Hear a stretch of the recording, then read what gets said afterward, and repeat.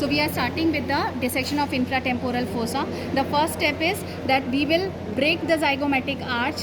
Here is the attachment of the masseter muscle, and we will reflect the masseter muscle down, exposing the ramus of the mandible and the angle of the mandible. Partially the body of the mandible is also seen. The next step which we will do is we will break the coronoid process of the mandible. Here is the attachment of the temporalis muscle from the medial aspect, including the anterior border, medial surface and the posterior border of the coronoid process of the mandible. So as we will break it, we will be able to reflect the temporalis muscle superiorly.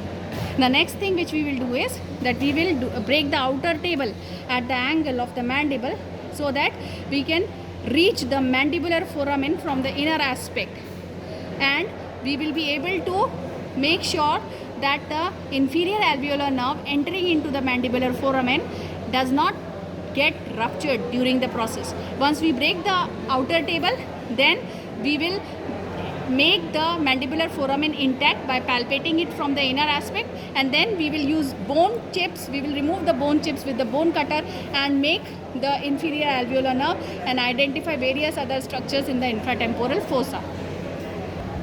Now, as I told you, we have broke the zygomatic arch before and behind, that is anterior and posterior to the attachment of the masseter on the zygomatic arch, and then we have reflected the masseter along with the piece of the zygomatic to which it has attached. Now we'll reflect it down. As we reflect it down, we will see the coronoid process and the temporalis, fan-shaped temporalis muscle attached here.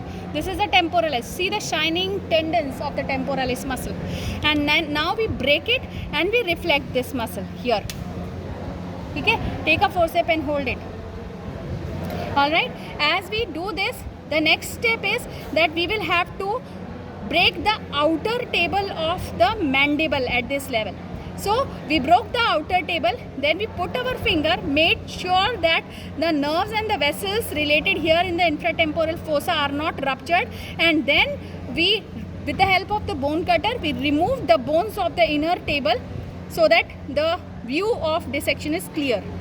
As we did it, we found that these are the inferior alveolar nerve and vessels. You can see that these are nerves and vessels entering into the mandibular foramen present on the inner aspect of the jaw or mandible. Just above it, this is the lingual nerve. Understood? This is the lingual nerve. Also seen in this picture, can I have one plain forceps please? Also seen in this picture that this is the lingual nerve, and joining the lingual nerve here, this, you can see that this is the chorda tympani branch of the facial nerve, people. Okay, this is the chorda tympani branch. This is the lingual nerve and this is the chorda tympani branch of the facial nerve, which supplies the secretomotor content of this lingual nerve, right? So this is lingual nerve, this is inferior temporal nerve and vessels. We see the muscles also in the infratemporal region. We know that muscles of mastication are masseter, temporalis, lateral pterygoid and medial pterygoid. Now this masseter, it has a mirror image on the inner aspect of the ramus, okay? And that is the medial pterygoid muscle. You can see that this is the medial pterygoid muscle. Just perpendicular to it, these are the heads of the lateral pterygoid muscle.